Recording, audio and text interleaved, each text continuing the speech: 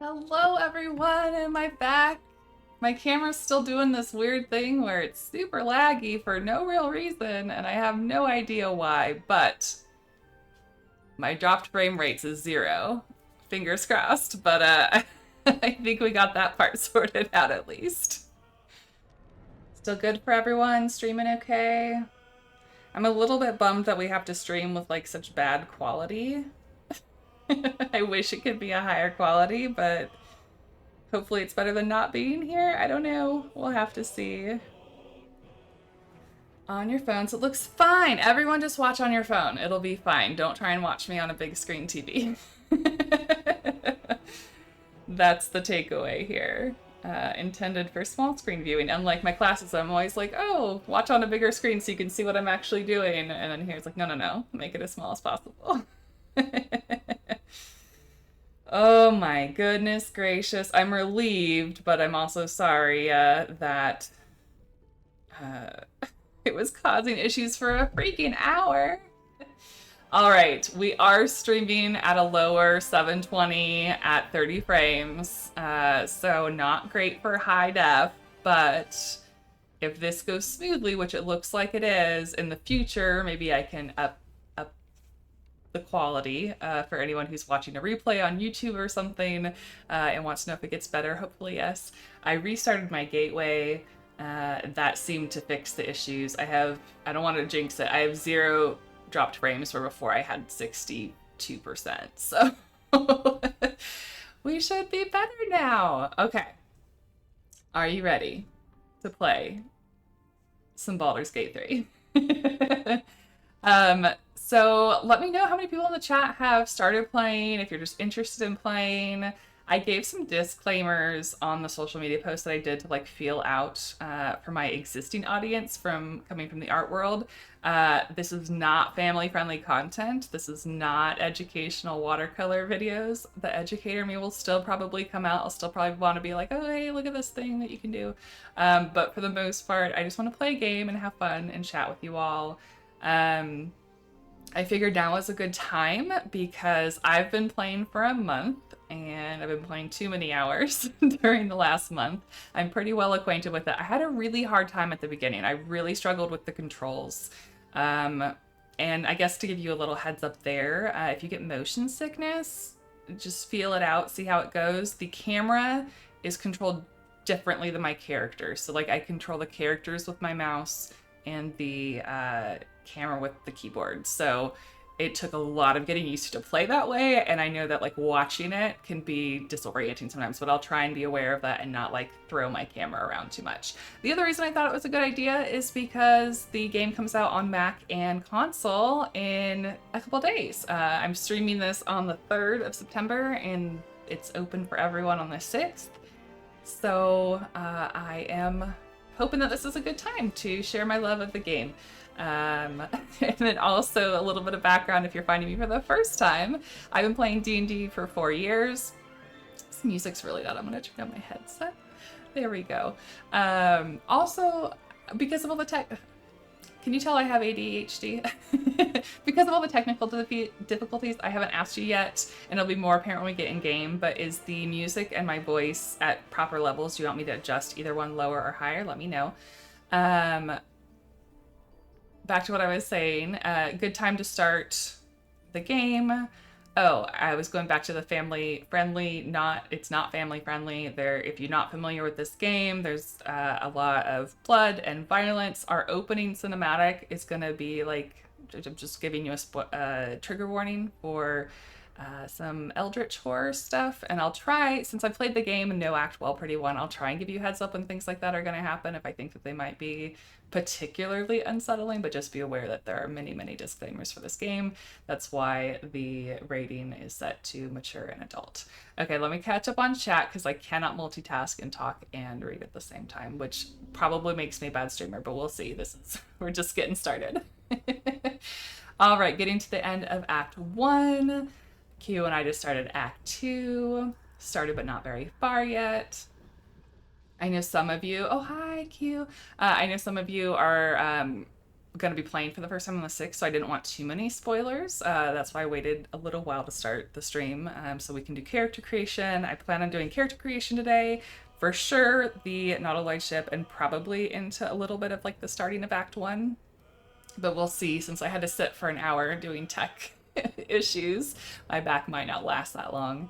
Audio volume seems okay for now. Opening cutscene has some eye stuff. Yes, that is the particular trigger warning for that scene. I'm afraid of the controls. I saw a few videos that look heckin' complicated. Yeah, so I don't know how it's going to be on console. I don't have a console. I don't play games on console. I actually don't allow myself to play very many video games because of my back issues and everything. I don't have the sitting power to sit for long periods of time without compromising in other areas of my life. And this game has wrecked my life. Sarcasm. But yeah, it's a lot. So I don't know how the console game is going to be. I assume that your controller is going to follow you, because I don't know how it would be in other ways, but I can only play games at a PC, so. Okay, are you ready for the opening cutscene? We have our trigger warnings in place. In order to create our character, we have to do the opening cutscene. Let me know in chat how the cinematic audio is. I can turn it up during cinematic scenes if we need to, if they're a little bit quiet. So let me know. Let's get started. We're gonna start a new game. I'm nervous and excited. We're going to play on Balanced. If you want to play on Explorer, this is easy mode. I think they changed it in the first or second patch. You now have twice as many hit points as you normally would have for Explorer mode, and the combats are supposed to be easier in general. I have not played on Tactician yet. I am not good at the game enough to play on Balanced. Oh, that's one of the things that I was going to comment on with my side tangent. I've been a D&D player for 4 years. I DM multiple games, so that's how I got into Baldur's Gate 3. I absolutely love D&D. I love playing with my friends. I love storytelling, which is why I'm so excited to collaborate with chat and play the game together. All right, now we're starting.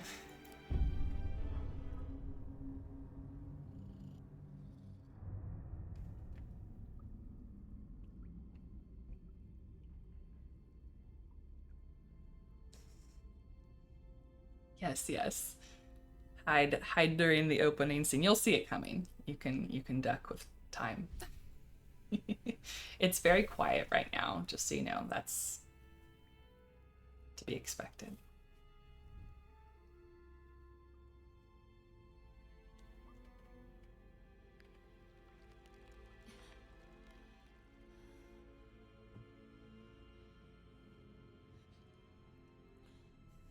I'll try not to talk too much during these scenes, but I do want to say how much I picked up on after playing the game for a while, and then coming back to watch the cutscenes again with a new character.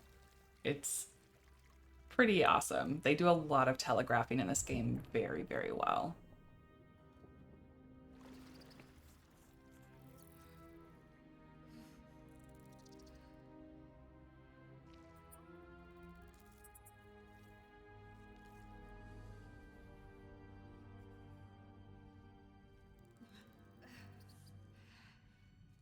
It's coming, if you want to avert your eyes. Hello!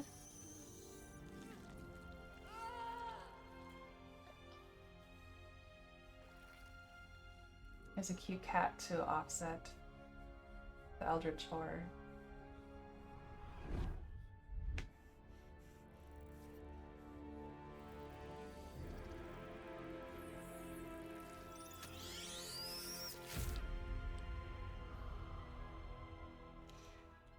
All right, that is where we start our game. I am for that, Lee, on the on the hot characters playthrough. I'll reset the tutorials just since we're doing a beginner-friendly stream here. This is Cricket. I didn't know what else to name the Twitch channel, so I named it Miss Crick after her. She wanted to be involved, but now she's gonna go sit on her bed so that we can make our character. All right, so this is the character creation screen on the PC, at least. I wanted to do this in a little bit different way than I've seen before. So I've seen streams that you're just like making a character, like I would just be playing the game and you're just along here to watch. And then I've also seen like chat picks everything where you're making all the decisions. I'd like it to be like a collaborative effort. And I thought it'd be fun to kind of run it as like a session 0.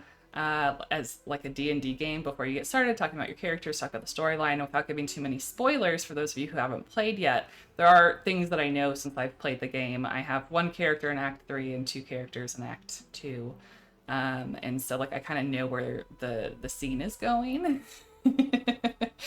um, yeah, and so I am actually going to bring you over to another screen real quick, if that's okay, because I'm a nerd. Let's see here.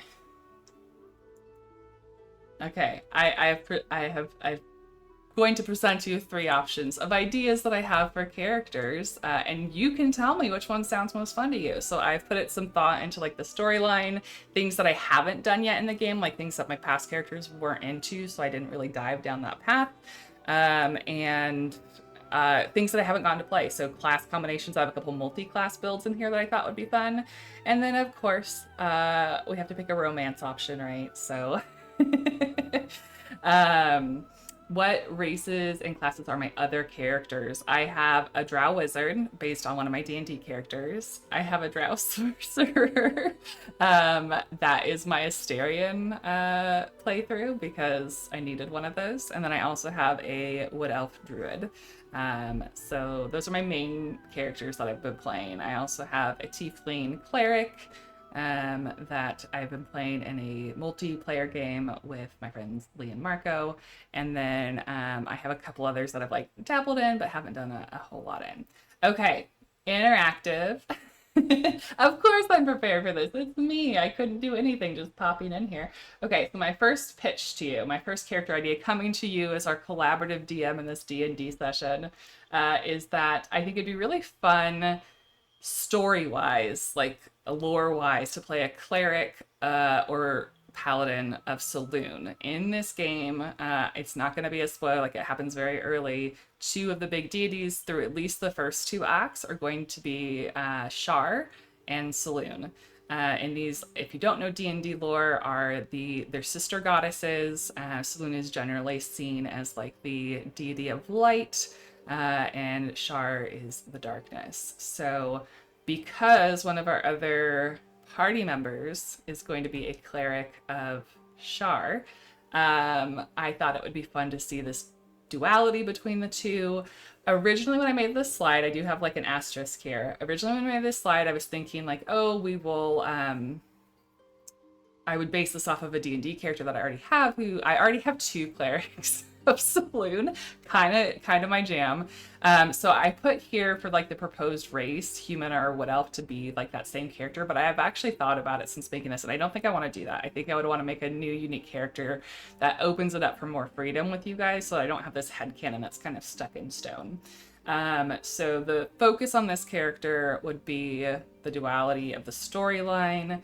Our party would probably consist, if you don't know these characters, don't worry about it. I won't go over the details. I won't spoil anything. But for those of you who know the game, I put them on screen for like, that would be our party comp. And yeah, that's my first pitch. I will admit, this is like my third choice out of the three options that I have, but I'd like to explore this at some point. I don't know if it's gonna be super engaging as a stream idea, but it is an idea that I have. My second idea, is a multi-class sneakster. So it's a thief rogue and a Gloomstalker ranger multi-class. I haven't done a lot of multi-classing in BGE. BG3, I don't know why I keep saying, what is BGE? That's an acronym for something. I'm really bad with abbreviations and numbers. So Baldur's Gate 3. And then later, if we end up playing this as like a long-term stream campaign, I would eventually take some dips into fighter for some other fun stuff. This is open. I think that the most fun like race options for this would be either a half-elf, wood or drow, a halfling, a deep gnome, a duergar. I put drow in here because like a drow would be really cool for this idea. I already have two drow, so I mean it would be fun to play something new too, but I also love drow, so you don't have to twist my arm to play another one. My favorite alignment in D&D is chaotic neutral, because alignment isn't a big part of this game, by the way, but it helps me like root myself in our decisions. Chaotic neutral is that like you're gonna do what you're gonna do, and it's usually gonna be for your own interests, but not to the point of like actively harming other people, or like going out of your way to harm other people. It's more like doing what's best for you, and like if you can do good, and if not, don't worry about it type of thing. It works out well for a rogue or a thief. And something I didn't do much in my first playthroughs is things with the Thieves Guild. It just like I didn't encounter it at all in one of my playthroughs, and in another one it was like very low down on the list, and that interaction went very differently than how this character would approach it. This one allows us, if we're going to be playing a more morally ambiguous character, it does kind of rule out some of our romance options. Not rule out entirely, like there's room here, but you know. We also have a rogue in the party already, so having two would mean that I would split them. So the rogue that's in the party would be more focused on melee or magic, and I would be focused on a ranged kind of abilities. But we can also change our opinions from there. You know I'm going to be biased. Yes, I know, halfling love. I haven't played a halfling yet. A lot of times in my headcanon, like I'm a tall girl. I like tall characters, so I haven't played any of the short races, which is why I intentionally put them into this one. I was like, if there's any, chance that I'm going to play a short race, it's probably in a playthrough. Chaotic neutral rogue multiclass that is possibly a halfling. Who would ever do that? Dai is one of my friends and plays a similar character in one of our D&D games. My third option, I'm going to hide my head real quick because we're running out of room here. And the third one is another multi-class idea, and this one's kind of wild. I was watching a YouTube video on multi-classing. This one just seemed like a lot of fun. So eventually, we would be focused on being a sorcerer, but the first 4 levels we would take would be in fighter and warlock for some utility purposes, and then specialize as a sorcerer after that. This one is like the most wide open for you guys to collaborate with me on. We can do whatever race you want. I don't have a dragonborn yet, so it'd be fun to do that because they look pretty cool in this game. And the whole goal here is we can like pick whatever we want to do. We can explore whatever we want to explore. I don't have any preconceived notions of what this character would be in my head. The only drive behind it is that multi-class that I think would be fun. I am a caster. I love casting. My favorite characters to play in this game so far have been Wizard and Sorcerer, so I am biased towards magic users. I also love clerics and druids in D&D. I am less of a fan. I mean, I like the druids in Baldur's Gate 3, but I haven't found they have as much utility as I tend to like. So yeah, those are my pitches. So you can let me know what you're thinking. We have a vote for being a blaster. I'm not gonna play Dark Urge, but I get what you're saying. Yeah, I don't know if I'm gonna play that at all, let alone like on stream. Dark Urge, for anyone who doesn't know, is like this character option. Let me move you back over to the character screen. Here we go. Is this guy here? I mean, you can make him look different, but you don't remember anything about your past, and you wake up like covered in blood. So it has some dark options. So we're gonna stay custom for this one. We have let's see. Oh, I missed some of the chat. My apologies. Okay, Blaster would be fun. Not gonna lie. Blaster or Sneakster. I'm in for Blaster. In for Sneakster. Oh man, we're so split between the two. Okay. What if I have another proposition? We could do both. What if I build out the Sneakster as the main character and we multi-class Will into being the Blaster? In this game too, you're gonna have companions in your camp, and you can change their base classes. So we could make him a Blaster with levels in Warlock and Fighter if we want to do that. What do you think? Deep Gnome Sneaky's my vote. I am curious about playing a Deep Gnome. I think that'd be really fun. All right. Well, let's get in it. Okay, short and sneaky. All right, all right. Okay, so we're gonna come over here to our character. Oh, we're in the character creator finally. We're only, an hour and 20 minutes late. It's fine. Um, we've got, where are we? Gnome. And then under our race, sub-race, sorry, we've got deep gnome. Body type 1. So this would be our little deep gnome. I'll show you some of the other races just in case you want to see them. For those of you who haven't played as much, we also have the halfling. They're pretty fun. The cool thing about halflings is that they get to have this feature called Lucky, which is when they roll a natural 1, they get to re-roll it, which means unless you roll 2 1s in a row, you never roll natural 1s, which is pretty cool. They also have advantage on saving throws against being frightened. We would be playing as a Lightfoot, and theirs would be advantage on stealth checks, so that's really good for stealthy. And then if we go with the Deep Gnome, we've got advantage on Wisdom, Intelligence, and Charisma saving throws. And then as a Deep Gnome, we would have Dark Vision up to 80 feet and advantage on stealth checks. So those are kind of like the two littles that I've seen in chat that you're interested in playing.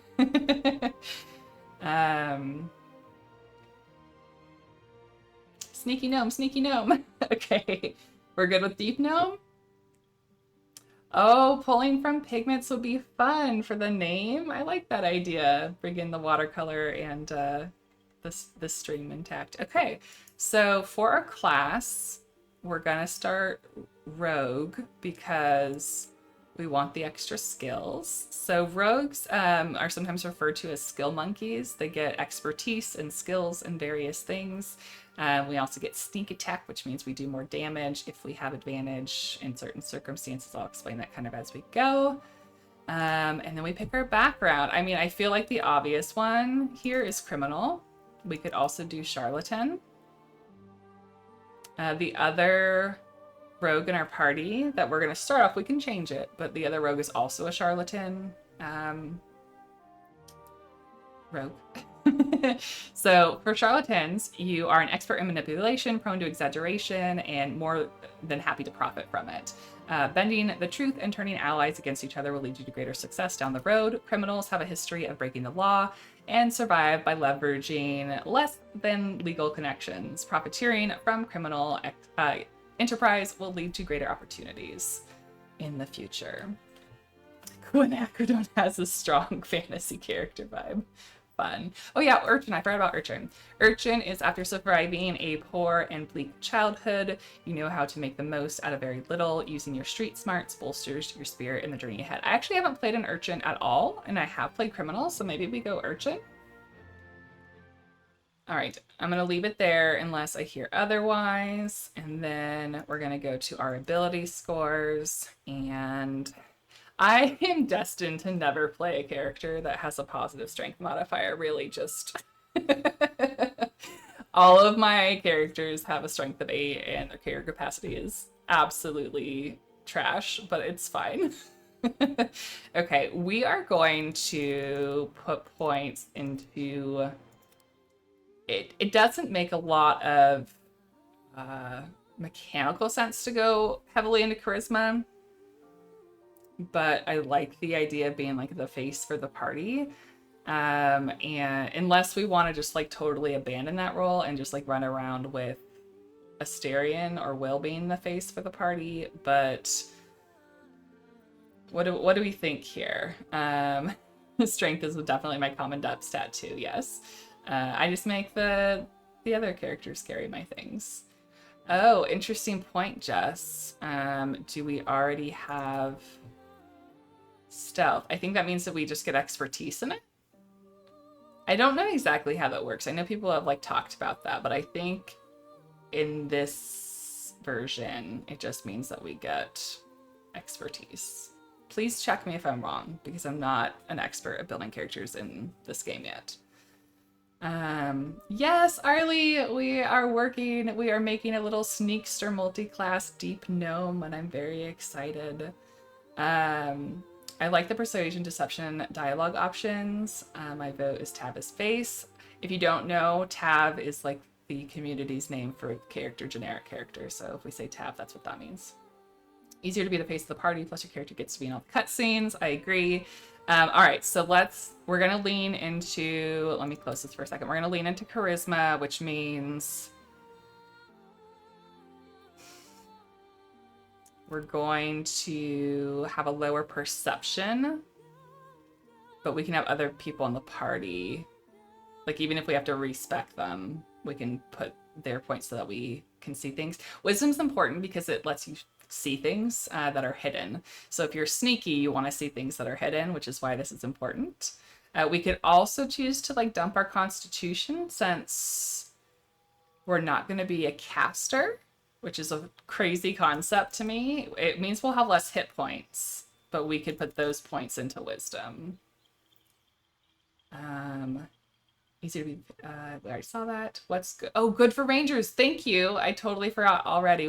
Wisdom is for rangers, so we do need wisdom points. So we could do that. We could have 2 dump stats. I don't normally have 2 dump stats, but we could do that. And then put the extra point here. And then at level 4, we would bump both of these up, or we can switch these and make them even. For those who are new to the game or new to D&D, at level 4, we're going to get an ability to change our stats or have a feature added to our class. So if you have even numbers, it's better for... I don't know how much of this you want me to explain versus how much you guys already know, but we want even numbers basically at some point. We can either do that now or at level 4. I tend to do it early on. We also might want to consider taking sharpshooter at level 4, which would mean that we should have like a higher dex now, but we can't get higher than a +3. It's either 16 or 17. How do we feel about this arrangement? Not sure how much investigation is important, but if this comes up, you probably don't want a negative int. Diane, that's actually a very good point. In this game, in words, investigation is used for like deciphering things after you've already seen them, but anything that is sight-based about like finding things that are hidden is all perception in Baldur's Gate 3. So I tend to like having at least even intelligence things, but I totally understand like wanting to bump up something else. We could pull down our constitution and pull up intelligence, and actually that gives us even more wiggle room here. We could do that and still have a point left over. After sharpshooter, is there any other feat that we want, or would we just increase dex? I feel like dex would be the way to go. Let's see. Definitely sharpshooter. 3 points to use, 2 in wisdom, 1 more in charisma. I can't really raise the wisdom. Going higher would require me to, let's see. Yeah, I can't get one of these up higher because the way that points scale, the higher the number is, the more points it costs. So, oh, sorry, Di. What looked good? I don't even remember what I had. Should I move this back over to Constitution? Put this down here. Bring this up to 14. And we have 1 point left over. Is that what I had before? I don't feel like that's what I had before. I have a memory less than a goldfish. Goldfish actually can remember things, so it's a misnomer. The extra 1 in dex would require like bringing something else down to a 10 because this would be uneven then because the extra point here is high. I think if we take sharpshooter at 4 and then increase dex at 8 or vice versa, we can take dex first and then sharpshooter.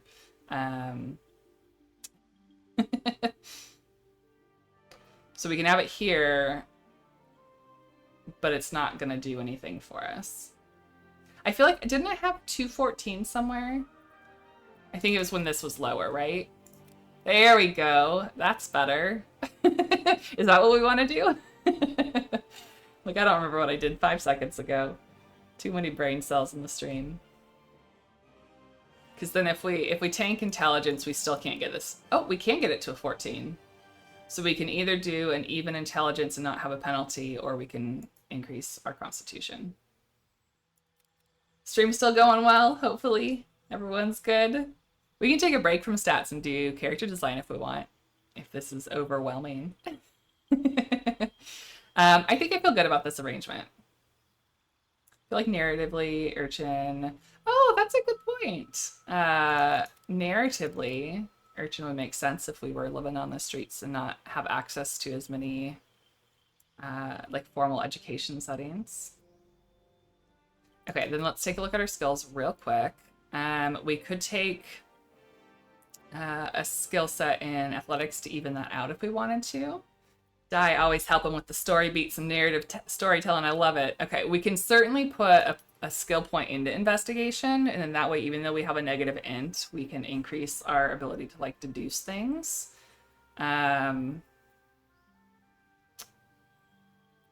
It's interesting that Urchin wouldn't have like access to survival. I feel like that would be a logical increase there. And then we have to decide, are we going to be a liar or are we going to be persuasive?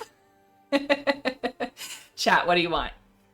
Oh, certainly I'm going to take it out of performance. We can have both. And then we can choose between having persuasion and intimidation. I don't play intimidation characters very well. I always feel bad being mean to the NPCs, but lying isn't as hard. Just keep throwing wrenches after you make decisions. Sorry, I feel like... No, you're good, Die. I love it. I love the reasoning there. And I don't normally play with 2 negative modifiers, so I like the reason to do that. I kind of want to put a point into perception. We have expertise in sleight of hand and stealth. We're bringing up our investigation so it's not negative. We have an increase to perception. And the only other thing is, I'd say, do we want to go hard on deception or persuasion so that we can put a point back in acrobatics? Or do we want to leave them in the talking options, the face options? Don't want to call Lee out, but Lee, you mentioned being the face. Do you have a preference? Do we lean hard into one and abandon the other? All right, while we're deciding, I'm going to confirm those and we'll edit appearance so that we can get some work done. We've got a little stick coming out of our head. That's our bow. All right, body type 1 or 2, identity female, voice. Let's hear some voices. Where to next? Can you guys hear that? This is a good test compared to my voice. Okay. Be wary. This place. It's more. There's magic keeping this chest sealed. Do we want to go with a lower voice? What was that? Or a higher Let's voice? hope the locals are friendly. Pals, For a little something just woke up down here. gnome. Alright. Looking at faces.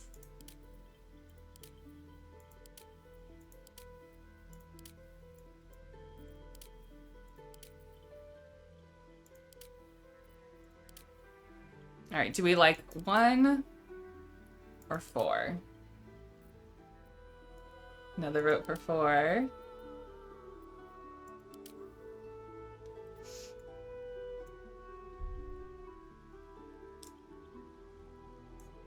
Good with that? Alright, I'll do 4 until otherwise noted. I'm gonna skip to... I know, feels like a vision exam. Let's skip to our hair, because that'll help me with the skin color. I like the idea of some fun buns.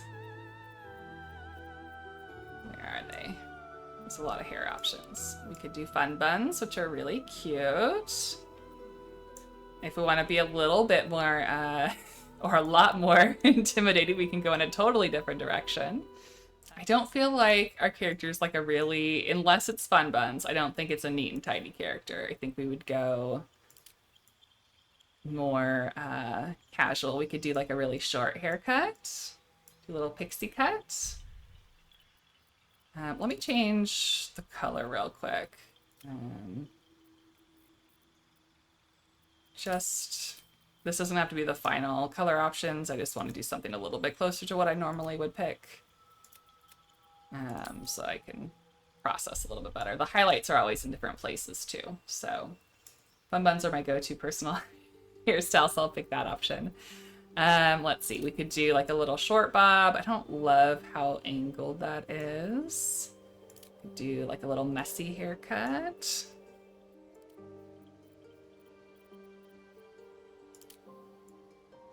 Do a little curly cut. I always love the dread mohawk.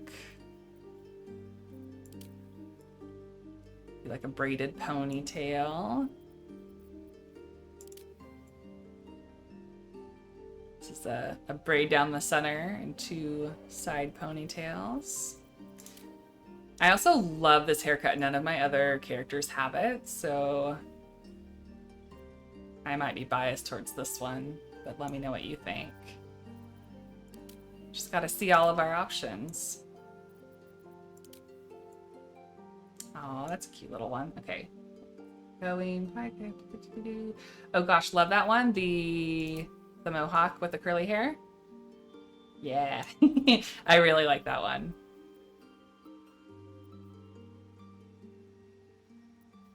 There really are. There's so many good hairstyles in this.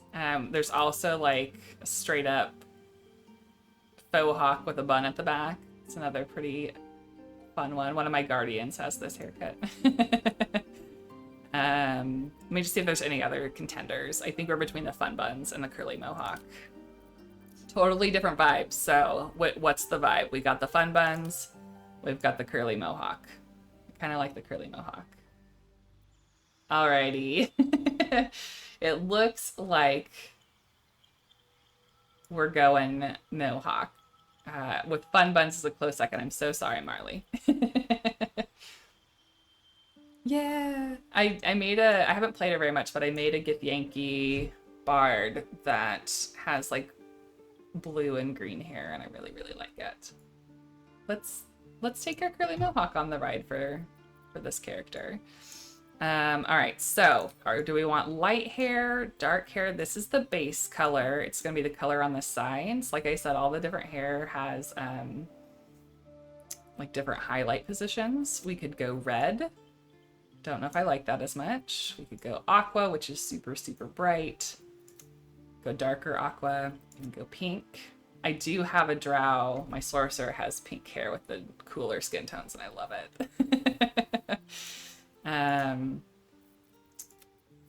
There's a green option. Go fiery orange for something totally different. Let's see. What about purple? Go. So for the purple options, we can go there. I would bring in, I use the grain tool that they have to make things darker. It kind of like deepens things up a bit. So we could even do like the black here and like darken up purple.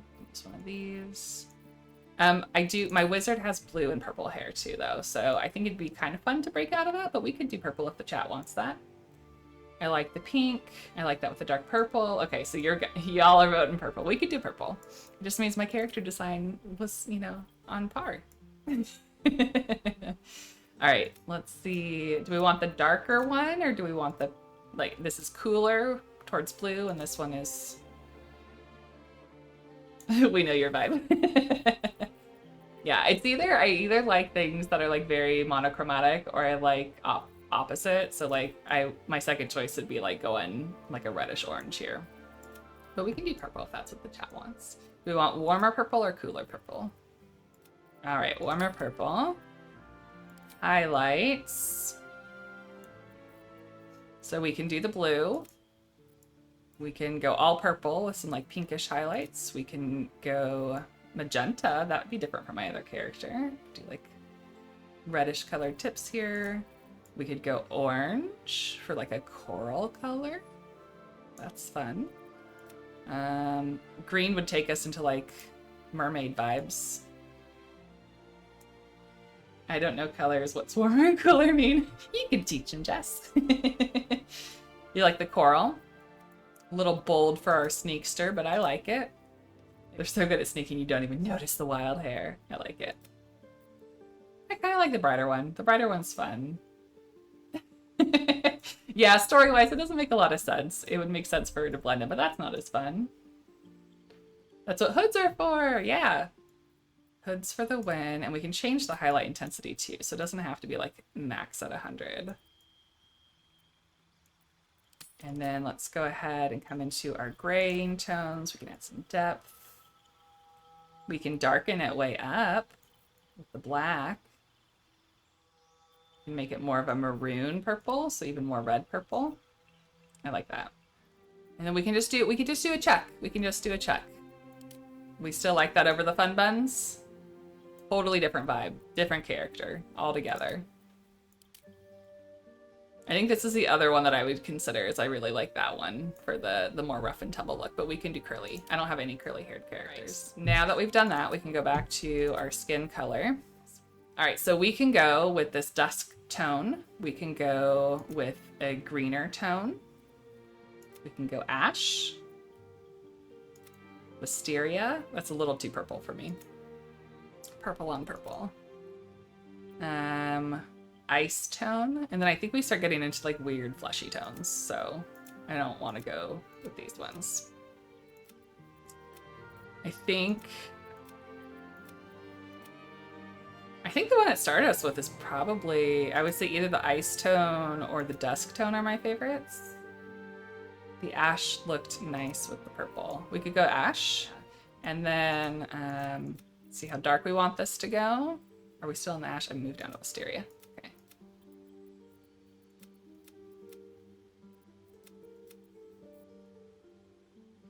How do I feel about that? Level 7.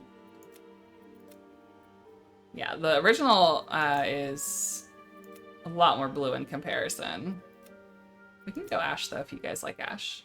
I'm happy to go with the chat. All right, then we get to pick a scar. This is number 1, number 2, number 3, 4, 5, 6, 7. I don't know if I'm into this one. For 8, and then there's also a burn scar. I think looks really neat. Go over the dramatic eye scar. 7. All right, we can go with 7. They also have maturity filter. I'm gonna go with just the base one there. We can have more freckles. The skin tone already comes with freckles, but we can have more freckles. I don't know if freckles make sense for a gnome that lives underground, but I guess if the story is that we came topside, maybe their skin isn't used to having the sun and they would get more freckled.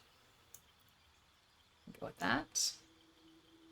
Also, if you're interested, there's a vitiligo slider in the game. So by body art, they mean face tattoos. We could go with some sparrows. I don't really think I want the octopus tentacles. I don't need a barcode on my face. Oh, it's not a barcode. Does it say something? I don't know what it says, but it looked like a barcode, so I never clicked on it. Kind of like very intense face tattoos. It's kind of cute, little swirlies. Little eye swirls. We haven't gotten to makeup yet, too. We'll have makeup options.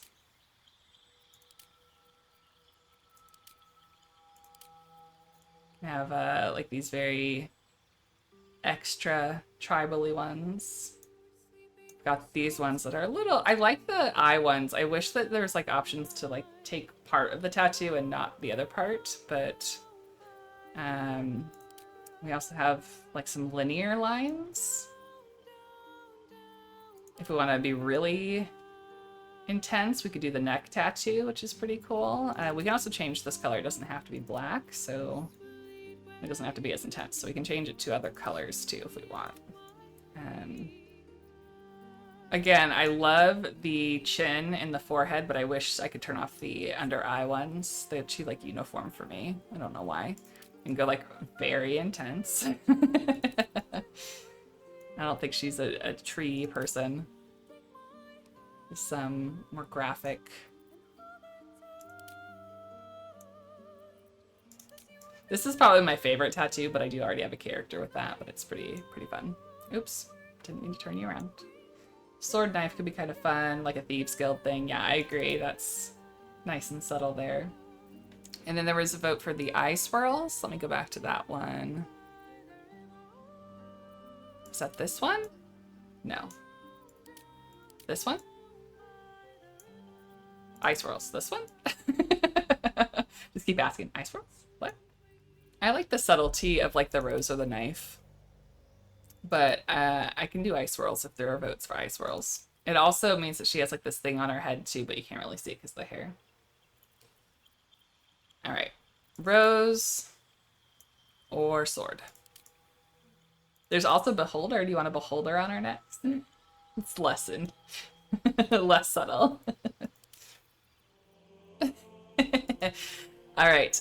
Then are we having two of the same color eyes, or are we having heterochromia? Because we can do both in this game. Kind of like the idea of going something purpley to match her hair. Maybe like a subtle purple.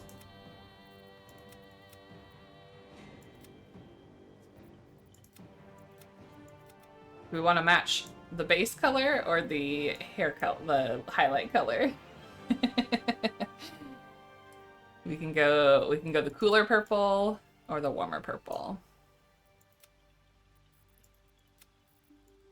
Or we could do one of each.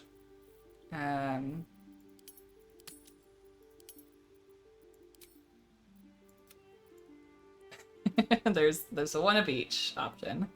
I like matching the highlight, lighter, and warmer. I will tell you there's also an option to get heterochromia in the game for other reasons. But we can cross that bridge when we get there. All right, makeup. I almost can never resist a smoky eye, so you're gonna have to help me branch out if you want anything different. I'm just a big fan, especially on like the deep gnomes, Durgars, and Drow. I like it.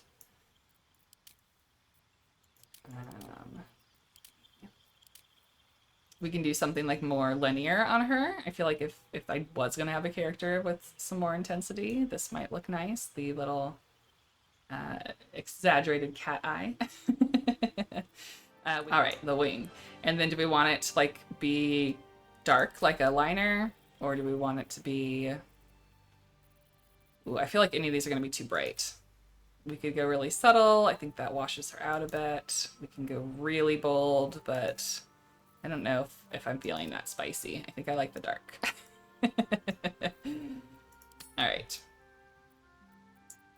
Hair. We're not going to do facial hair, but they do have some glorious facial hair options here, if anyone wants to see those. Wonderful, wonderful beard options. Look at that. Wow. Got braids.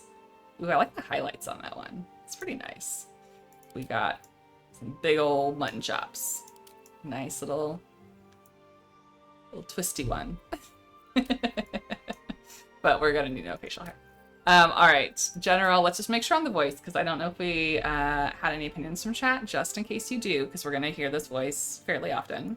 Be wary. It's opened. More of those wretched things. Where to next? Let's hope the locals are friendly. Do we like the higher pitched one or the lower pitched one? Health. Lower pitch vibes to the rogue. We're split There's magic again. keeping this chest sealed. Where to next? What was that? Let's hope the locals are friendly. Health. All right. Something just woke up down here. And you might think, if you've never played this game, that we're done. This is our character, but there is more to do. Oh, wait. We didn't do piercings. Do you guys want piercings? I forgot about that. My apologies. So my favorite ones are the... Oh, I went the wrong way. The Barovia fangs. My players will know why. We've been in Barovia for the last 3 years. But we've got some cute little spiky ones. We can do a nose piercing. These look like skulls. I don't feel like she's an arch face swirl kind of girl. I kind of, I don't have any characters with nose rings, but I feel like if I was gonna have one, she would be it. So we can do the nose piercing on her. We can just do like a lot of circular rings. We can do spiky hoops. The nose ring is fun. She's not going to be wearing gems in her ears. This is another one that I think could work for her. It's like a swirly guy. Oh, and a nose piercing and an eyebrow piercing. Oh, sorry, that added a lot. So we got eyebrow piercing, nose triangle, swirlies on the ears, and the open bull ring. I know. I wish you could split the options on this one too. It would be nice. I don't love the way that the brow ring is rendered, to be honest, but I like the rest of the ones in here. What else do we have? I don't think she wears bird skulls on her ears. And that one's a bit too intense for me. All right, I'd be between the hooped nose ring, not the minotaur ring, the other one. Oh, the commoner ring. Or the one that has the swirls in the ears and the hoops and the triangle and the eyebrow. Which one do you guys like better? All important decisions for our character that we'll be looking at for quite some time. Liked all the hoops. Go with this one, the subduer loops. I wish you could make the metal in her hair match the ones on her face. Clashing metals here. Oh, she has eyebrow rings on both sides. It's a lot of rings. All right, now you may think we're done, but we're still not. We're gonna proceed. We need a name. We talked about color names.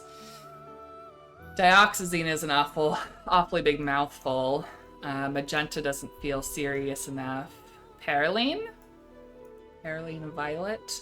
We could just do violet, but that's not super original. Thinking like all the purples are like manganese, cobalt. Payne. Oh, like for Payne's gray. I like that. Someone did say quinacridone before. I feel gnome. Quinacridone's a little bit of a mouthful. I do like it. Wisteria feels cute, but it's a little soft. I kind of like Payne. Good suggestion. Yeah, the double entendre with Payne. I like that. Okay, so we've got proficiency with our simple weapons, hand crossbows, which are hard to find in the game, but I love them once we can get them.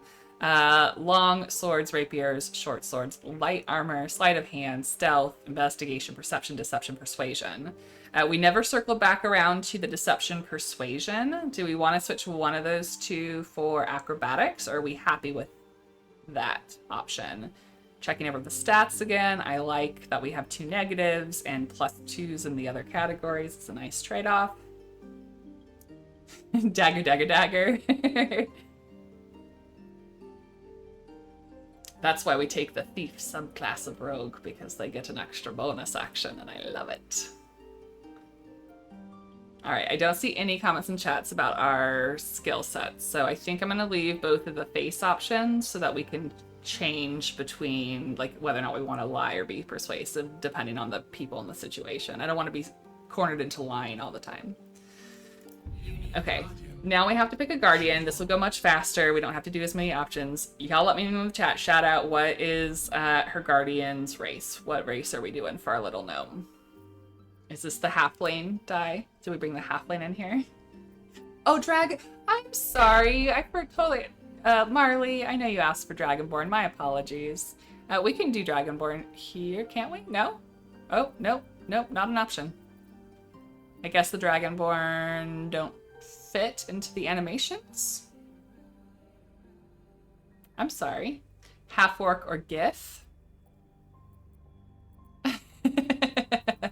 We can do Gith here. Gith would be weird. I mean, it is an option. I'm thinking about story-wise. I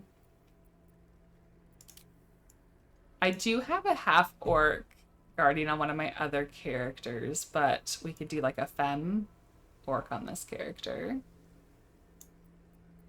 Let's do it. So we're not sitting here all day. I think there's only 2 options for Guardian voices.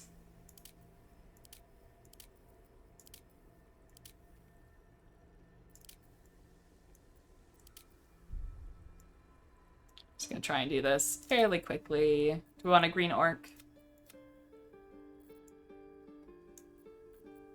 Or a brown orc?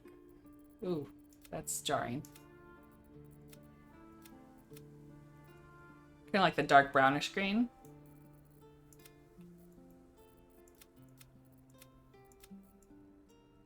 Okay. Body art for our orc. I don't know. Give her the swirlies.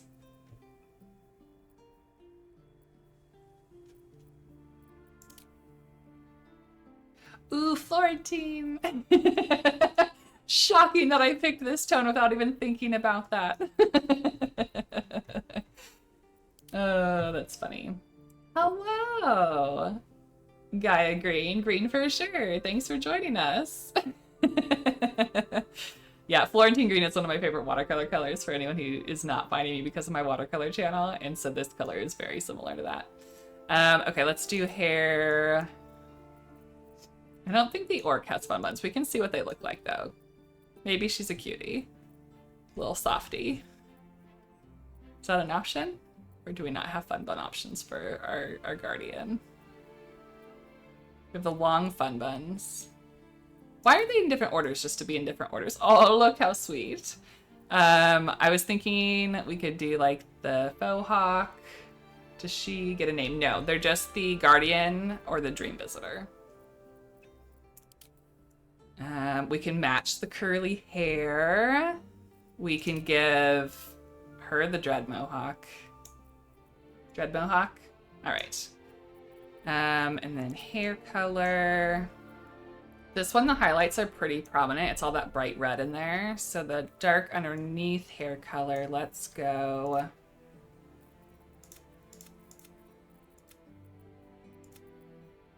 Oh, I do kind of like the brown. You like the red too? Okay, we'll stick with red. I might tone this down just a little bit. I don't love bright red as a concept. So I just want to mute that down a little bit. Oh, no. Okay. Just seeing my options. We can also lower the intensity here.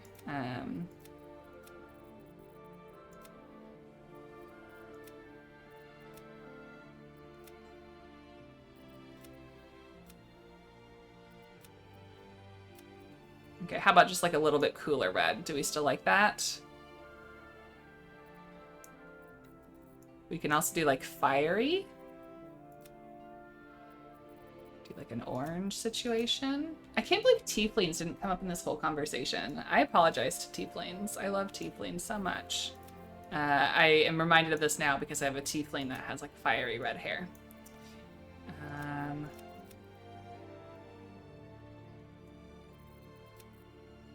Ooh, we could go like real swampy. I have so many tieflings right now, it's nice to have other options. I feel that with my drow. Do we kind of like the green and red? I know it's like most, it's not an advisable color option most of the time, but I kind of like it. The Gloomstalker vibes, yes. If we make this really bright, it's a really bright green, but we can lower the intensity so that it's more subtle. Okay, I'm just gonna go no tattoos. I think that she would probably have a scar if she wants to be trusted by her little roguester. Let's give her the eye one because we were gonna do that. We were between that one and the other one. All right, makeup. We're keeping the smoky eye. Do we want it more smoky? No. Leave it alone. Oh, eye color. We didn't do eye color. Pale green? Dark green? Ooh, I like the dark green. You know, Larry, and that green is not that eye color. I know they're doing the best they can, but it's pretty far off. The dark green. Because then we could also do red if we wanted to match their hair, but I think I like the green. All right. We did it, guys. We got through. We got through. We are only an hour and 20 minutes into the new stream, not including the issues we had before. So, are we ready for the introduction cinematic? Another warning here for just, you know, general stuffs. Also, the cinematic has a lot of telegraphing in it, so keep your eyes out if you haven't played before. All right, let's go.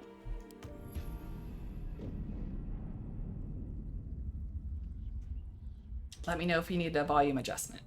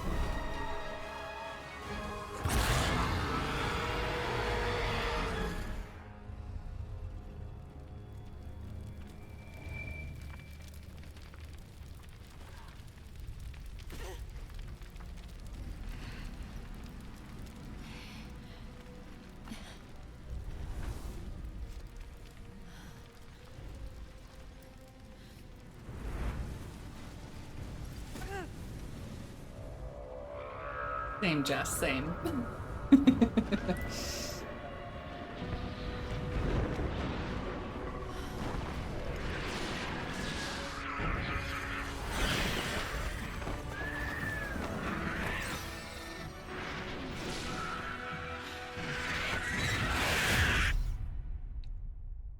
All right, so We were captured by mind flayers and taken aboard the Nautiloid ship. We were then transported to Avernus. You saw the Gith in that opening cinematic, riding red dragons.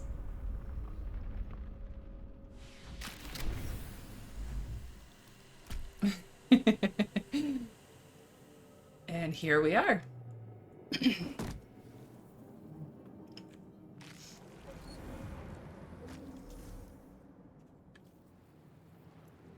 All right.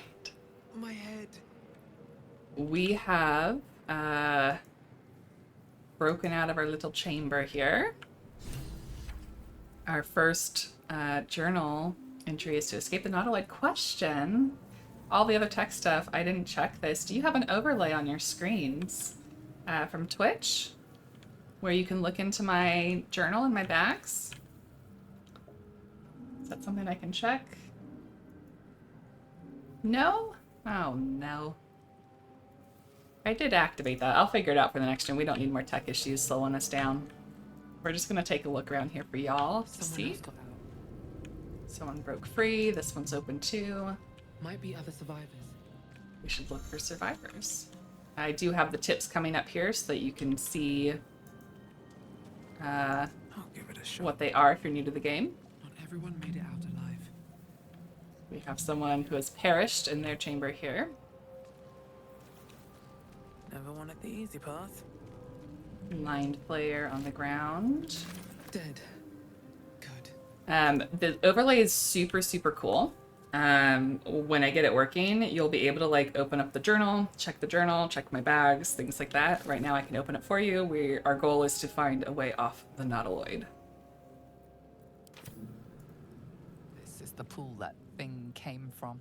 The parasite now writhing behind your eye. All right. Are we reaching towards the pool or investigating the pool? I'm not going to ask you for all the things in the game. I'll kind of do that as per protocol. But for this first one, you guys can choose what our actions are.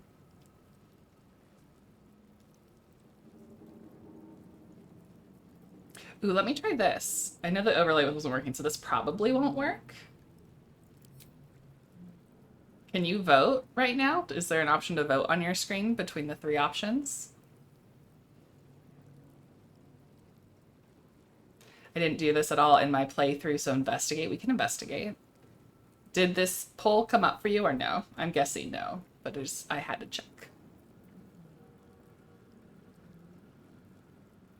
I'm gonna go ahead and close that. Fine. Okay. It's okay. It's probably my issue. I'll figure it out before the next stream. All right, we have a -1 to intelligence, but we have our investigation proficiency, so let's see how this goes. It's our first roll. Starting off well with a 16. Look at that.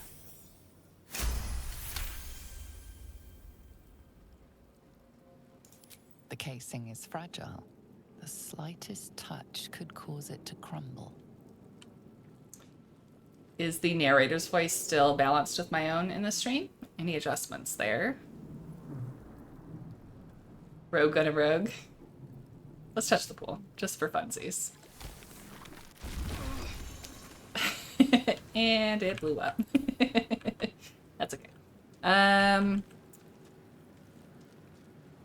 I crazy or yes?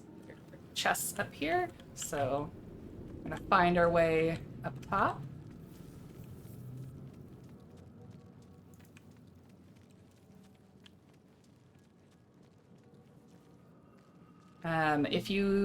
I think in the base game, it's if you hold down Alt, but I have it reprogrammed to my mouse button. If you click it, it'll highlight things that are, like, important. Visions project into your mind.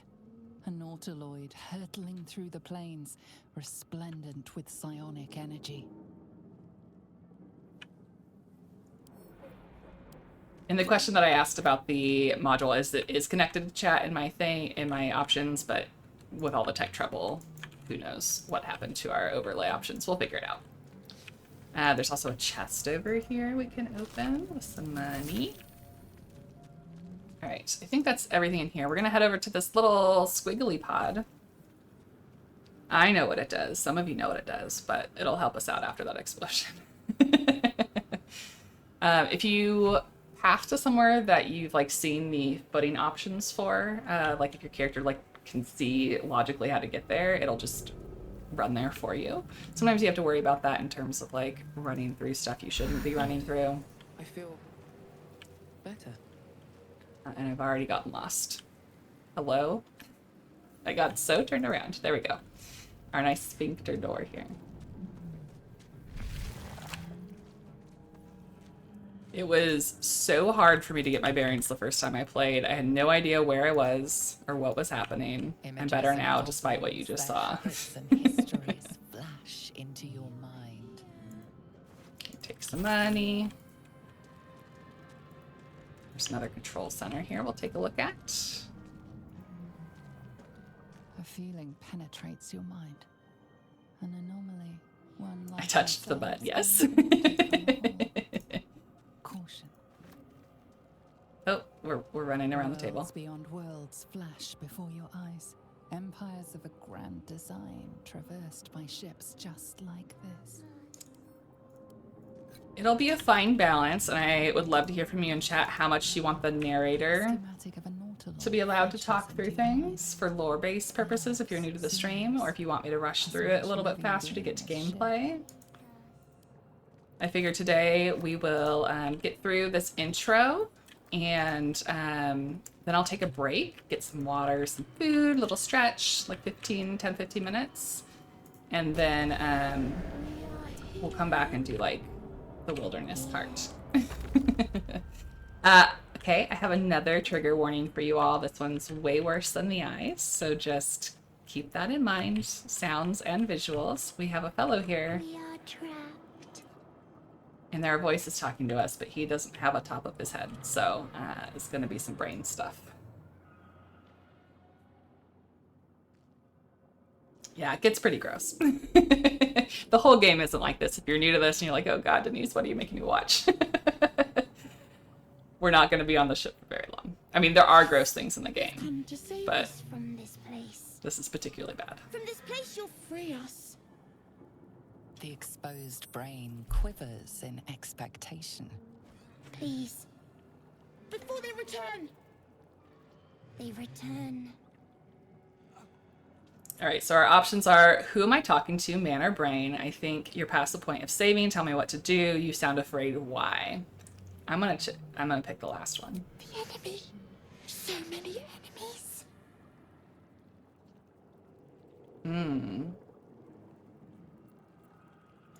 A newborn. Born new from this husk. You realize you're talking to an intellect devourer, a minion of the mind flayers who abducted you.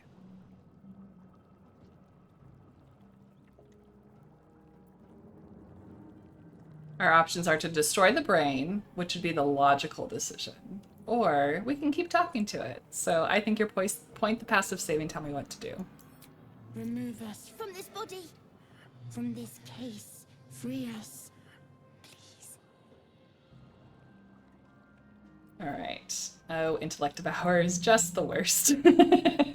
Okay, we can investigate, which we're not super great at. We can break the skull, which we're also very not good at. Or we can dexterously try and prise the brain from the skull, or we can destroy the brain. We're gonna go with the fun option, and that's dexterity. We don't have any way to re-roll this though, so we have to get a 7 or higher to succeed. Here we go. Okay, cover your ears or eyes if you don't want to see this part. It's not good. I don't want to see it. It's on 2 of my screens though, so I can't help it. The brain lifts from the skull, but you notice an opportunity. You could cripple the strange creature, making it more subservient should it prove a threat.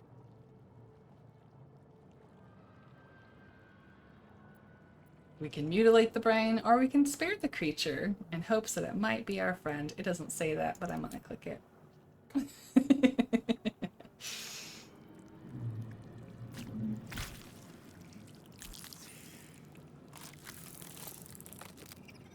are free. Our freedom is ours, friend. creature pauses, listening.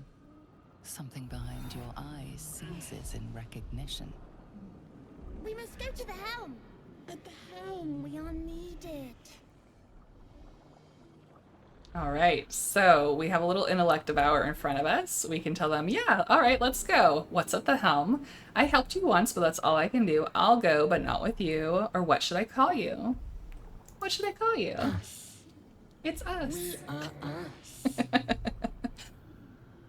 And we have some kind of psychic connection to this creature based on that cinematic. So let's go. To the helm we go. We are going. I feel like it's to not the a good thing when the helm. intellect devour sees you as a friend. Look, Diane. Do we want to play a good playthrough or do we want to have fun? I'm joking. You can do both, but we're gonna do roguish things, and now we have a pet intellect devour.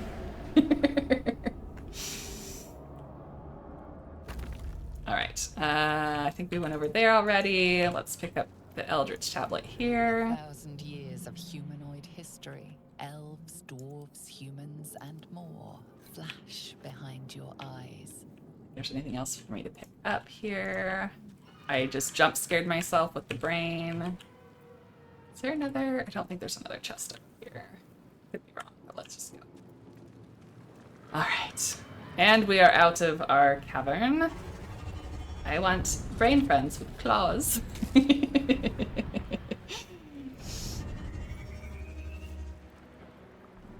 I want a game where I can keep them as pets.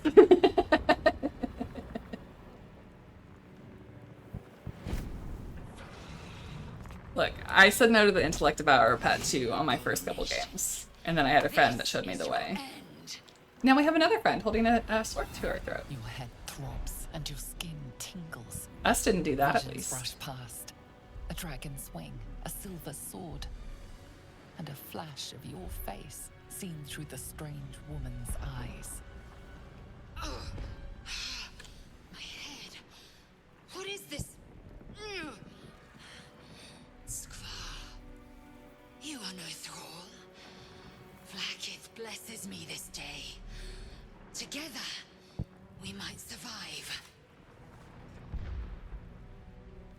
All right, what made you think I was a thrall? Who are you? We need to figure out where we are. What do you suggest? I'm trying to get in the vibes of our character here. I think we're just gonna ask, who is she? Your only chance of survival. Oh, well, that's a long name.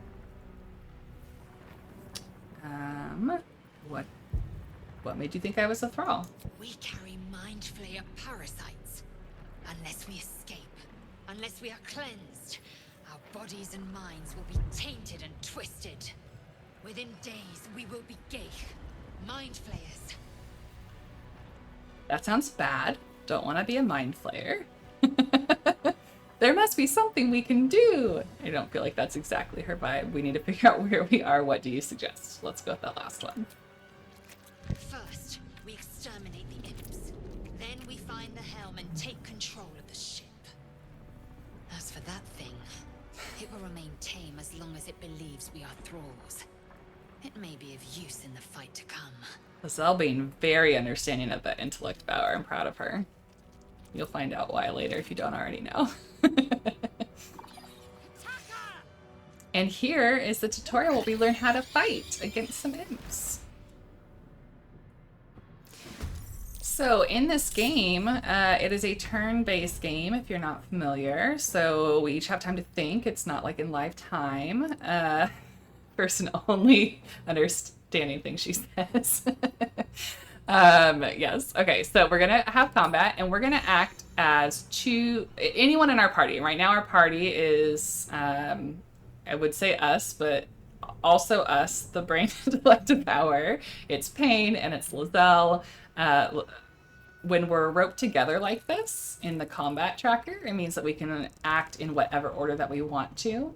And that means I'm going to send Lizelle forward first for reasons in a moment. Let's take you over here first. We're gonna send Lizelle first to attack this imp. And we missed. We missed. It didn't say miss. Did I not click on the imp? That happens sometimes, which is very frustrating. When there's flying creatures, sometimes they move out of your like target area, and sometimes that happens. But those imps are not very cute. Tragic for them, yes. Okay, we're gonna pommel strike this guy. See if we can knock it off balance. Oh, critical hit, so it's 2, which means the thing that I was gonna show you isn't super important. But now that we have an enemy next to our friend here, we can sneak attack it. And yep, killed it for 11 damage. Is pretty good at level 1, so I won't be upset about that. And then let's use the rest of our movement to run up here. We don't have a ranged weapon yet, so everything has to be in melee range. We're gonna send us over to claw this one. Oh, he missed. Victory awaits. Oopsie doopsies. Okay, still on the same turn. Now the imps get to go. Sneak attack! Yes. Alright, my turn again. We're gonna sneak. This one's dead. We have a ranged weapon. I'm gonna equip that right away. I'm not gonna equip that right away. I think it takes an action. Never mind. We're in combat. I know how to play this game. It's fine. Oh, you almost did it, buddy. Lizelle has a bow, so we can shoot this guy from here. Alright. Path lies before Oh, me. I just didn't notice the mind flayer on the ground. Did we get everything over here? What's inside? Now we can equip this. And we're gonna leave everything else alone for the moment. We'll go over inventory in a little bit. I'm a bit of a stickler when it comes to keeping my stuff organized. You're in battle still. Yes, yes, yes. I might be lagging a bit on the stream. Ooh, that guy had a healing potion. I think we gotta check. Oh, no, no, no, no. Come back, come back, come back. Doing such a bad job at looting right now. We're not hurt at all, or we could go heal in the brain chamber again, but we don't need to. Ship won't be able to take another dragon attack. We need to get out before it's too late. I'm also going to give Lizelle this crossbow. It does more damage than the bow that she's holding. You can see that by selecting a character and hovering over it. It'll tell you how much damage you're currently doing versus how much you could do with a different weapon. We can dual wield a short sword, so we're going to do that. Opens up offhand attack. I now have Lizelle in the front of the line here. But it's fine. She should be protecting us anyway, she's the fighter. Quickly then. Autosave. If you're playing, I don't know, again, on console how it's going to work, but I would recommend if you're on the PC for sure, Make no sense of it. to save your game often, manually. Alright, so we have buttons we can push. We also have tablets we can try and read. Unleash. That one says unleash.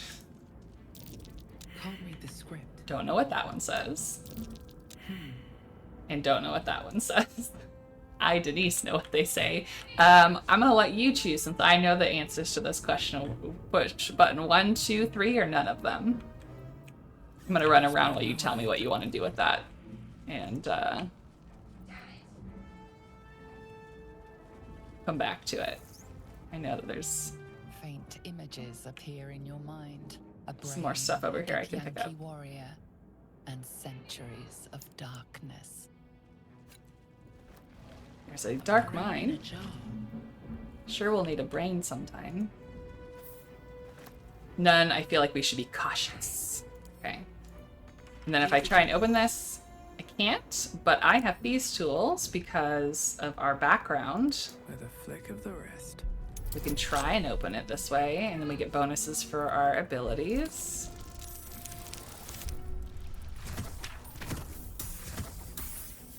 Still enough. I love being a rogue. Okay. So we have that.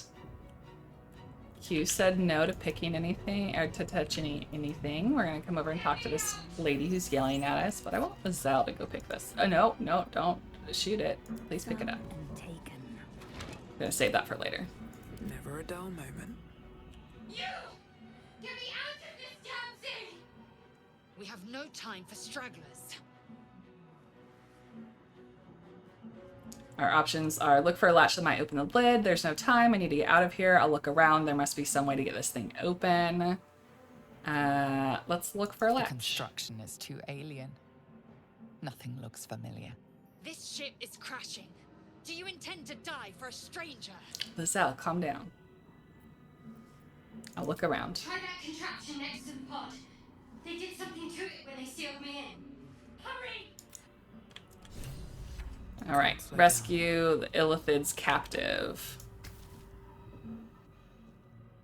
The console appears dormant. This is the same type of console we used for the elevator to get up to us.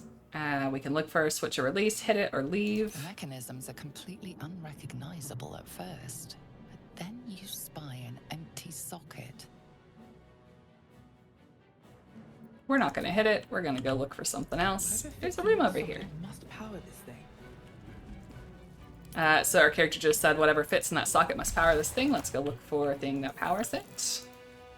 Another dead body. There's a key here that I imagine would have opened that chest for us. How many hosts of these gay A infected? dazed woman is trapped inside the pod. She doesn't notice you. All right. There's another little console. Could mean anything.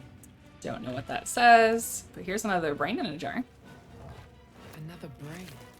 Some healing potions. This might unlock those controls next to the pod.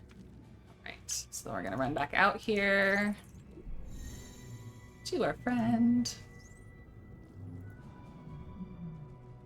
You guys still having fun? Let me know about pacing. I mean, I could rush through this stuff since I know what it is. I don't want to rush through that for you if you guys want to see it, but if you're bored, I certainly can. Just let me know what your preference is.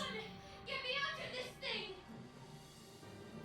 All right, the pod's stuck. I can't free you. Oh, I forgot. I'm supposed to use the console, not talk to her. It's fine.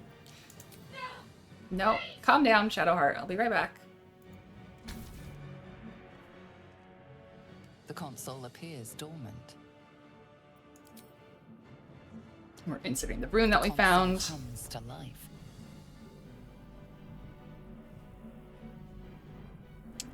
Place your hand on the console. Arcana, take a closer look. Arcana's not really our strong suit. Let's place our hand. Where's the dialogue option to Suddenly, you being feel so hideous hysterical and squirming. smile more? Oh no. I don't think that's Then Shadowheart's vibe. discomfort fades. Super fun chopping vegetables, so not super active in the chat, but here, I'm glad. Connection. Totally fine if you're just watching or listening. Authority. I just want to make sure the pacing is good since I've never done a stream before. I've seen the intro, but don't want to speak for everyone else. Still enjoy them regardless. Okay. We're going to... These have 2 tags. It's using our wisdom, but it also is using an illithid power, which is another word for mind flayer, or Lizelle calls them gick. We're going to will the pod to open. Has a really low DC because the game wants us to do it.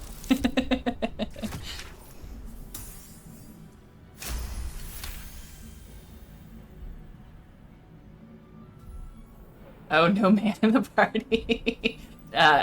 Referring to the previous comment about telling her to smell more. It's fine. You feel the biomechanical. We're strong power women, we of don't the need them. console Fine. Process your command and yield to it. A shiver runs across your mind. The DC of 2 is hilarious. Yeah, it's just, it wants you to roll for it. It wants you to use your illithid powers just so you know what they're like. Oh, okay, you just fell right out there, sweetheart.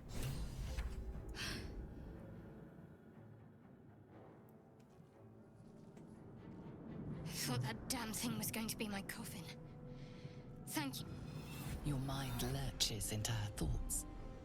Her gratitude is mixed with wariness, because you have a gith with you. I didn't mention that either. There are some pretty racist undertones in parts of this game, if that bothers you, just to let you know. I mean, we aren't gonna be racist, but I just want to let you know that like it exists in some of the characters. Dangerous company is what you need in a fight. Got a problem with Gith Yankee. Did you feel that just now? We were in each other's heads. I feel like it's one of the first two would be her first thought. I'm gonna say dangerous company is what you need in a fight. Fair point. Looks like there's plenty of fighting ahead. Let me come with you. We can get off this ship and watch each other's backs along the way. It would be really weird to say that and then say, no, you're on your own. But, you know, they give you options to back out if you don't want to. Did you feel what I felt before, or we were just in each other's I did. heads? It must be because of those parasites they put in us. But that'll have to wait. Are we going to help each other or not? Let's go. Shadowheart. One moment.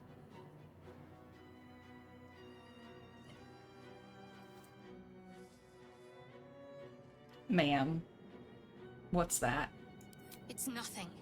Trust me. Enough of this chatter. We need to get to the helm. Now. She's right. Lead on. Shadow being Shadow. But there's a backpack over here. Is that yours? Right. We're just gonna leave these people here, I Man guess. isn't dead, but he's totally unresponsive. Wonder if that console had something to do with that. Oh, wait. I'm going the wrong way. Sorry. It tells you with the lights on the floor. Here we go. Okay, we can heal up again if we needed to. Otherwise, this is transition chamber. We're nearing the helm. Loot, Once loot, loot. inside, Yes. do as I say. Who put you in charge? I'll trust my own judgment. Ladies. Yeah, looting is another question I have for you all. And I'll try and like land somewhere in the middle until I hear like significant feedback. I'll ask after this cinematic. We've got a devil fighting with a mind flayer. Mind flayer just ate his brain, so that's super cool. Jess already says loot everything. Thrall, connect the nerves of the transponder. We must escape. Now. Do it. We will deal with the Geich after we escape. They're handsome, the mind flayers or the devils, or both. Alright, so here's the bigger battle. We've got two kind of boss entities fighting each other, and we were instructed to kill the thralls and get to the controller panel. So that's what we're gonna do. My question was, do we loot everything? Is it more frustrating as a watcher for me not to loot everything I see, or is it more frustrating for you to wait while I loot things? Like I could totally see both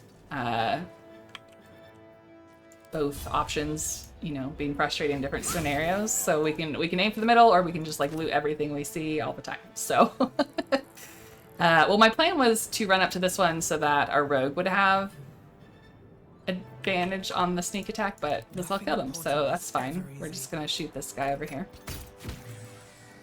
And that was enough. I think they have exactly 6 hit points. I have a bonus action, but nothing to attack, so we're gonna pass. We'll send our mind flayer over here. And we'll dash. Take care of that one. Stay focused. Shadowheart's gonna run forward.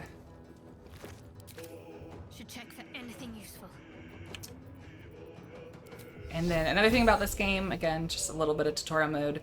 We have abilities here, so I'm going to reorganize our bars shortly, but it'll tell you the % chance that you have to hit with any given ability. So we've got 80% on our Firebolt, We also have an ability called Sacred Flame, which relies on their dex, not ours. So that's only 65%, so we're going to opt for the Firebolt. You would think that imps are fire resistant, but they're not in this game, so that's fine. First time chat. Marley says, the devils are the handsome ones. Can't do my Skyrim training to take everything and sell it. Yes, loot away. I'd loot if it feels in character for you to do so. Either way, yeah. I mean, she's a rogue, so she's gonna take everything. If we didn't want you to loot, I think we picked the wrong class. That's a very good point. Didn't realize you could loot in battle. We always wait until after. So I am... I like being efficient and not backtracking, like in life in general, not just in this game. So I tend to stop and do everything, but that might be frustrating. So if it's frustrating, please let me know and I won't do it. There's another circumstance that we'll get to today that also applies to that, but What path lies before I'll explain when we get there. We're gonna pick this up, even though I'm next to it. Oh, don't have enough movement. Okay. And turn. Also, that we're in a timed mode right now. We have 14 turns to get off of the ship, but I want to loot these over here, so we're gonna do that. 14 rounds is fine. We're gonna be fine. I didn't even notice that there was like stuff over here. I just want to pick up these pods. This is something I didn't know existed on my first playthrough, but they're gonna be helpful for blowing things up. So. That is how we spent Lazelle's turn. I'm sure she's thrilled with me making her do that. Gonna run us forward. Can't give up. Heading there. Gonna dash Shadowheart as well. Some stuff to sell.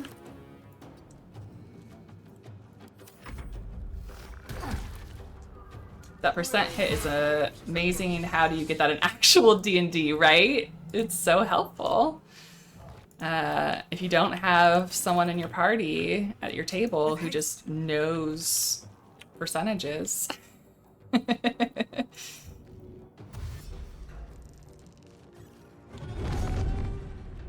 I assumed it would take an action. No, interacting with a lot of stuff is free in this game. It changes from time to time, but... All right, we dashed already. Taking position. Lazelle catch up to us. You know what? Can I try something? I've never done this before, but I'm very curious.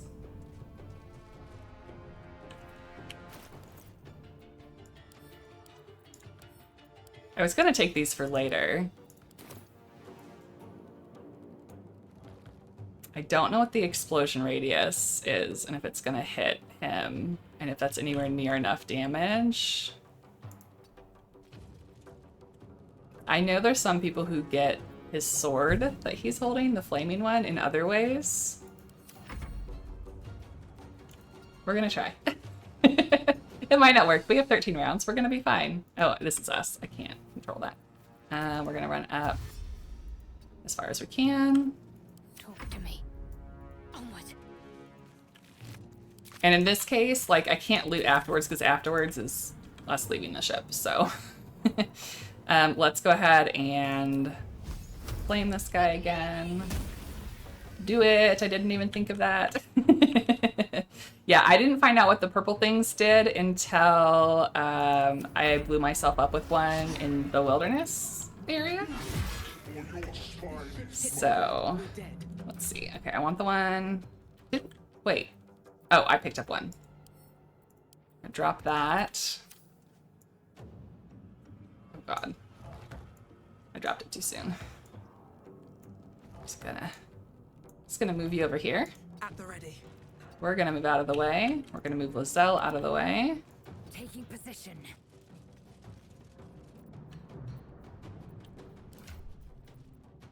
I'm excited to try this out. I'm gonna save before I do this. I blew myself up with the first one I saw. Yes, yes.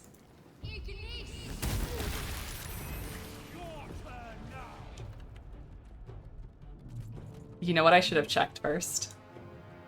his resistances. Another thing that would be helpful in oh no, it killed the mind player and didn't kill him. Oh, we're screwed. You can check everyone's resistances, Diane, and anyone else wondering. So like it's just free. You can check what conditions they have, what resistances they have, and yep, I should have known that fire damage wouldn't harm this guy. I'm just stupid, and now we're probably gonna die. But you know what? You only live once, or in the case of Baldur's Gate, many times. So, let's see how this goes. We're gonna cast Shield of Faith on Lizelle, which is a bonus action. There's also no rules for bonus actions and actions. In D&D, you can't cast a 2-leveled spell in one turn regardless, but here, as long as it's bonus action and action, you can do it. So, Still breathing. This is a situation. We have put ourselves in a situation. I'm so stupid. It's fine. Lizelle, can you hold down the fort with your 12 hit points against his 79?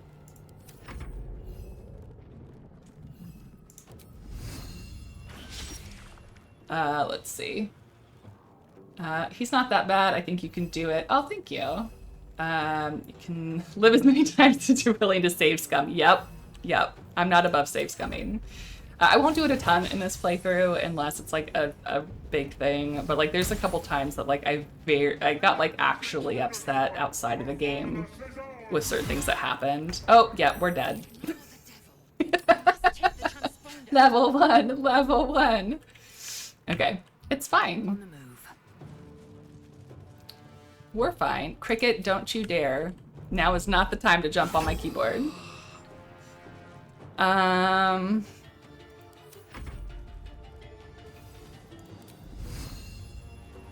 just handle these guys, buddy. Let's end this. We're gonna heal with our only spell slot. What else did we cast? Oh, we cast Shield of Faith. I'm not smart. We have healing potions if we survive a round. So I don't have any actions when I get resurrected, but I can take a healing potion. I'm gonna drop this on my toolbar. I don't think this is gonna go well. I think I'm fortunately wasting time, but we're gonna try it anyway. Oh, he missed Lizelle. That's good. Okay, and now we get sneak attack because Lizelle is here. And we get our offhand attack, which did 1, 1, and 2 damage. Excellent. Awesome. I think he's also resistant to slashing damage. If we save scum... Actually, I don't think we can. I didn't save before we entered the combat. Never mind. There's a way to get... to make Shadowheart drop his weapon, and then you can just pick it up, but I don't care that much. It's not that big of a deal. I fully support as many times as it takes to get that sword. I did save, but we were already in combat, weren't we? Or were we not? I thought we were in combat already, and it won't let you swap spells that when you're in combat. So... Need to act fast. us might not make it out of here, guys.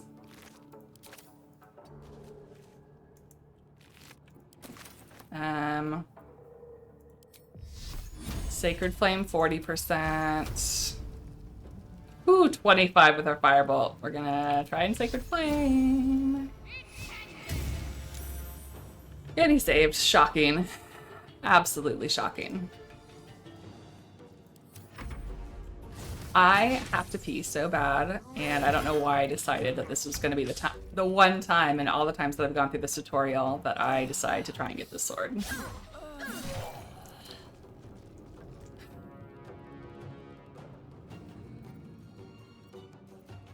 What?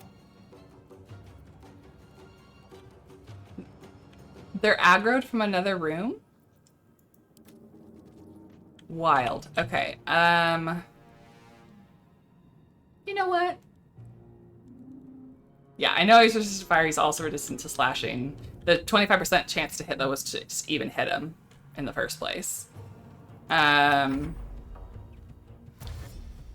Okay. We're done here. He is called reinforcements. Well, you know what? We learned our lesson. I'm not gonna waste more of your time. We're gonna come back here. Oh no, I dropped again? It's not telling me anything on my end, like before, so I apologize that I don't know when that's happening. Okay, I'm just gonna check our inventory. We have all our mines still. We can take this for later use. We're not gonna bother with the big guy. I was being a little bit too hopeful about our abilities. We'll be out of here in no time, don't worry. What should I do? I'm sorry, Diane, if I disappointed you by not hitting the sword. Maybe we do another playthrough where I actually remember to switch out Shadowheart's spells before the combat, and then we can try and get him to drop it.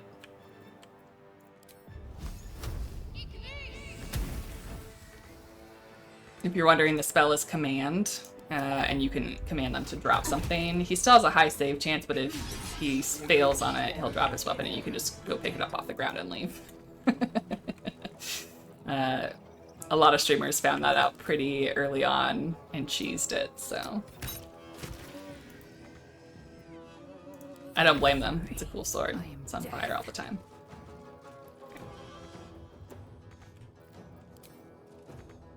No, no. Okay, use this one, please. Thank you.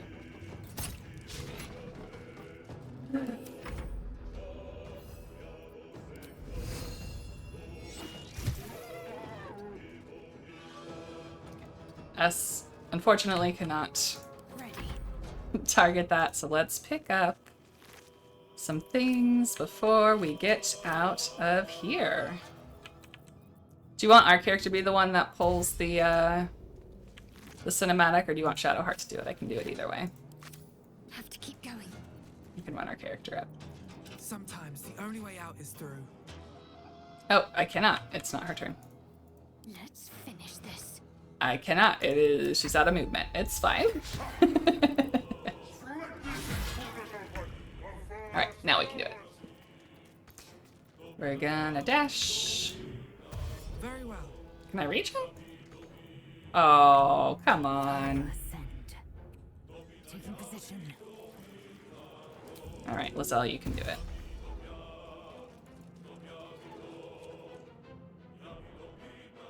The helm's alien transponder.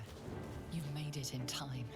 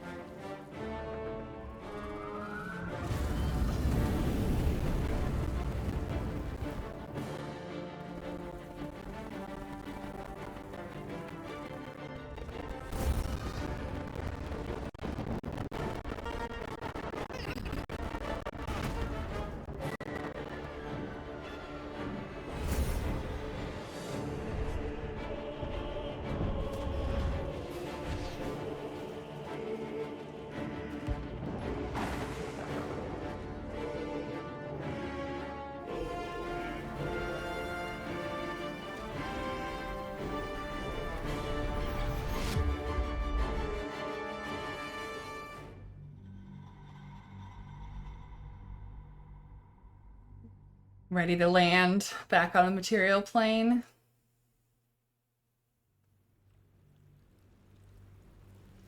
We have completed tutorial mode. Everyone back? Okay. I see that I dropped her, but again, I still am not seeing that on my end, so I apologize, but if everyone's still here.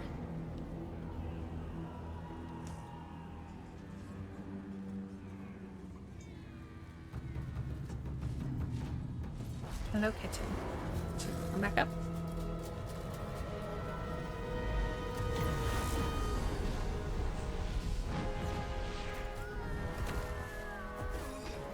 Crick coming in for the cinematics.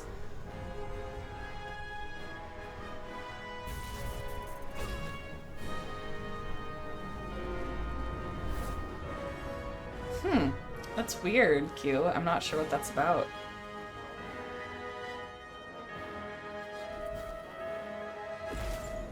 I don't know what an uptime reset is. I watch Twitch. Should I know what that is?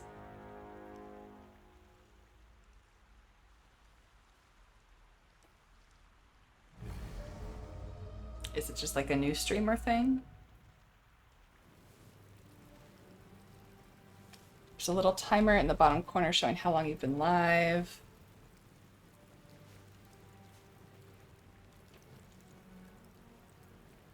Interesting.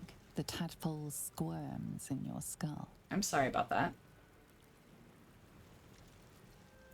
Well, let's go ahead and pause here so that we can take a bio break, and I'm gonna grab some food real quick, and I'll be back in like 10 minutes if you guys want to keep going in the wilderness. Thank you guys. Thank you for bearing with me with all the tech issues. All right, I'll be right back.